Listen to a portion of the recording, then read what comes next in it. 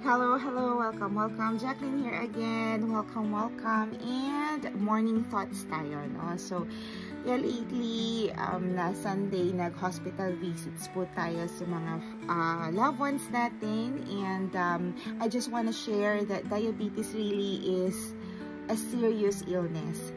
So, diabetic din po ako. I am a type 2 diabetic and I've been struggling with this kind of illness for such a long time. No, bata pa lang ako, late 20s na diagnose na ako na may diabetes. So, let's take this very seriously, guys. Huwag tayong masyadong masiba. Ako naman, nakikita nyo naman, nag-vlog ako, may food vlog pa ako, diba? I eat them. But it doesn't mean marami nga nag-ano, bawal yan sa'yo. But ang tikim-tikim, hindi naman masama, no? If you think, hindi ko naman dinideprive yung sarili ko sa pagkain na masarap. But, nakikita nyo naman, medyo chubby-chubby tayo ng konti, pero at least na-maintain ko yung weight ko around 52 kilos or 53 because I do intermittent fasting. So, if you think that you ate a lot, so doon ko na lang binabawi, kaya nakaya na ng katawan ko mag-fasting ng more than 10 hours. So usually nga nakakapag 14 or 15 hours fasting ako. Kasi nga, binabawi ko na lang sa tulog. Kasi nga, di ba alam niyo naman, night shift ako. So, ayun. Huwag tayong gaanong kumain na marami. Or kumain man, bawiin po. Yun nga sabi ko, cheat day. Yeah, it's a cheat day. Pero bawiin ko yun ng ilang araw sa fasting. Para makapagpahinga yung katawan natin sa sugar, sa fat, sa mga cholesterol. So, ang ginagawa ng intermittent fasting is pinapahinga niya yung katawan natin sa mga bagay-bagay na hindi naman dapat nag-overflow sa katawan natin. For example niyan ay ang sugar. So, yun lang. So, nakakaano lang kasi ang complications ng diabetes is madami. There's a lot of complications. So, I just realized how much life is very,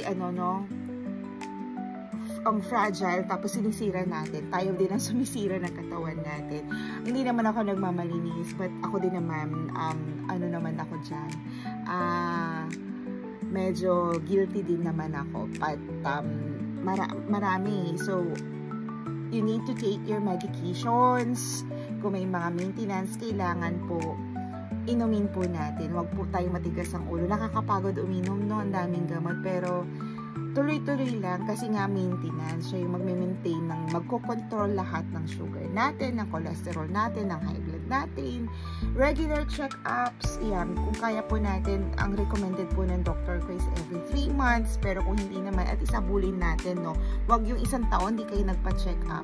Ay nako, magiging malala talaga ang mga sakit ninyo.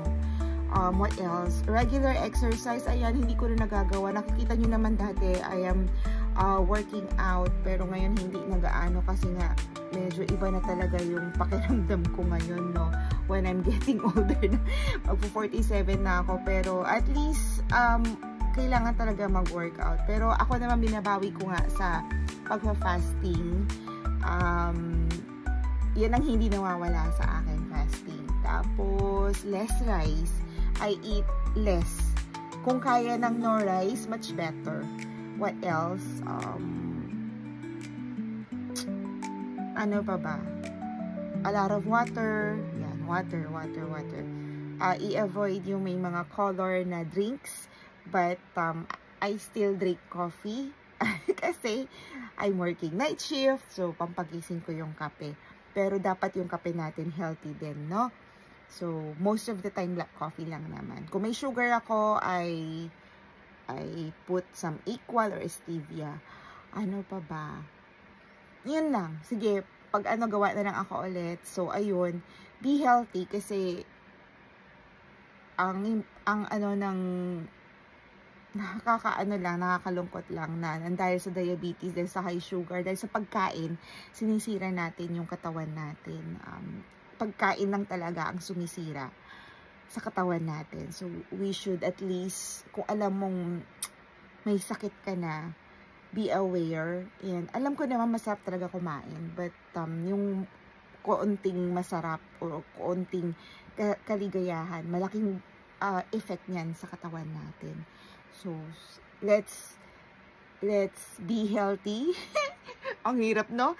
Let's be healthy and yeah, para at least humaba ang buhay natin at ma-avoid yung mga medical expenses, too much medical expenses. Ang pinsan ko po, umaabot na po ng 1 million plus ang bill sa hospital because of diabetes. And we are currently still praying for all the provisions, good health, and financial health as well.